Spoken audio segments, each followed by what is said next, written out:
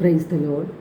സ്നേഹമുള്ളവരെ, ഇന്ന് നാം വിചിന്തനം ചെയ്യുന്ന തിരുവചനം വിശുദ്ധ പൗലോസ്ലീഹ റോമാക്കാർക്ക് എഴുതിയ ലേഖനം 8-ാം അധ്യായം 32-ാം തിരുവചനമാണ്. സ്വപുത്രനെ പോലും ഒഴിവാക്കാതെ നമുക്കെല്ലാവർക്കും വേണ്ടി അവനെ ഏൽപ്പിച്ചു തന്നവൻ അവനോടുകൂടെ സമസ്തവും നമുക്ക് ദാനമായി നൽകാതിരിക്കുമോ? അപ്പോൾ നാം ദൈവത്തെ സ്നേഹിച്ചു എന്നതിലല്ല, അവിടുന്ന് നമ്മെ സ്നേഹിക്കുകയും നമ്മുടെ പാപങ്ങൾക്ക് പരിഹാര ബലിയായി സ്വപുത്രനെ അയക്കുകയും ചെയ്തു എന്നതിലാണ് സ്നേഹം ഉൾക്കൊള്ളുന്നത്. വിശുദ്ധ യോഹന്നാന്റെ സുവിശേഷം 3-ാം അധ്യായം 16-ൽ തിരുവചനം പറയുന്നു, എന്തെന്നാൽ അവനിൽ വിശ്വസിക്കുന്ന ഏവനും നശിച്ചു പോകാതെ നിത്യജീവൻ പ്രാപിക്കുന്നതിന് വേണ്ടി തൻ്റെ ഏകജാതനെ നൽകാൻ തക്കവിധം ദൈവം ലോകത്തെ അത്രമാത്രം സ്നേഹിച്ചു. അപ്പോൾ ദൈവം നാം ഓരോരുത്തരെയും അത്യധികമായി സ്നേഹിക്കുന്നതിൻ്റെ തെളിവാണ് നാം നിത്യജീവൻ പ്രാപിക്കുന്നതിനായിട്ട് തൻ്റെ ഏകജാതനെ നമ്മളുടെ പാപപരിഹാരകമായി നമുക്ക് നൽകിയത്. നാം പാപികളായിരിക്കെ യേശു സ്വന്തം ജീവൻ നമുക്ക് വേണ്ടി ബലിയർപ്പിച്ചു. അങ്ങനെ നമ്മോടുള്ള തൻ്റെ സ്നേഹം പ്രകടമാക്കി. അപ്പോൾ സ്നേഹിതർക്ക് വേണ്ടി ജീവൻ ബലികഴിക്കുന്നതിനേക്കാൾ വലിയ സ്നേഹമില്ല എന്ന് യേശു സ്വന്തം ജീവിതത്തിലൂടെ നമ്മെ പഠിപ്പിക്കുകയാണ് ചെയ്തത്.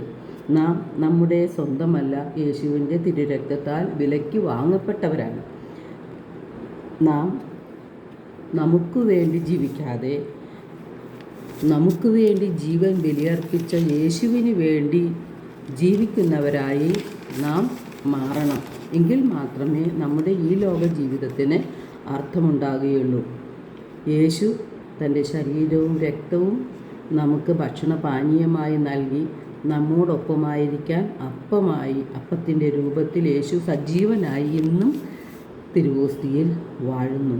യോഗ്യതയോടെ നാം യേശുവിൻ്റെ ശരീരവും രക്തവും സ്വീകരിക്കുമ്പോൾ യേശു നമ്മിൽ വസിക്കുകയാണ് ചെയ്യുന്നത്. യേശു കുരിശിൽ നേടിയെടുത്ത രക്ഷ നാം ഹൃദയത്തിൽ വിശ്വസിക്കുകയും അത് ഏറ്റുപറയുകയും ചെയ്യണം. യേശു നേടിത്തന്ന രക്ഷ നാം സ്വന്തമാക്കുകയാണ് വേണ്ടത്. ഇപ്പോൾ യേശു പിതാവിൻ്റെ വലത്തുഭാഗത്തിരുന്ന് നമുക്ക് വേണ്ടി മാധ്യസ്ഥം വഹിക്കുകയാണ്. റോമ 5:5 ദൈവത്തിൻ്റെ സ്നേഹമാണ് പരിശുദ്ധാത്മാവ്.